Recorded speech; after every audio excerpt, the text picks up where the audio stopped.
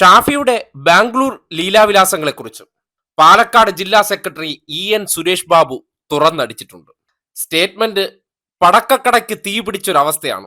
പാലക്കാട് ജില്ലയിലെയും വടകര മണ്ഡലത്തിലെയും ഇച്ചിരി കാണാൻ കൊള്ളാവുന്നുള്ള സ്ത്രീകളെയൊക്കെ കണ്ടു കഴിഞ്ഞാൽ ഇദ്ദേഹം എന്തോ ചോദിക്കുമെന്നോ അതിനുശേഷം ഒരു ബംഗളൂരു ട്രിപ്പ് പോയാലോ എന്ന തമാശയടിയൊക്കെ ഉണ്ട് എന്ന് EN സുരേഷ് ബാബുവിന് വിവരം ലഭിച്ചതായാണ് തുറന്നു പറയുന്നത്. ഞരമ്പൻ മാങ്ങാണ്ടി പാലക്കാട് മണ്ഡലത്തിൽ എത്തിയതിനു ശേഷം അതുമായി ബന്ധപ്പെട്ട് മാധ്യമങ്ങൾ ചോദ്യവുമായി എത്തിയപ്പോഴാണ് മാങ്ങാണ്ടിയുടെ ഹെഡ് മാസ്റ്റർ ആയിട്ടുള്ള ഷാഫിയുടെ വികൃതികൾ പാലക്കാട് ജില്ലാ സെക്രട്ടറി തുറന്നു പറഞ്ഞത്.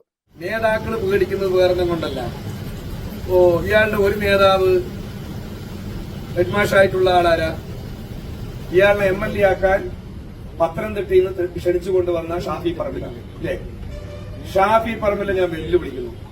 ഈ രാഹുൽ മാങ്കൂട്ടം ചെയ്തത് ഒരു തരത്തിലും ഞാൻ അംഗീകരിക്കില്ല.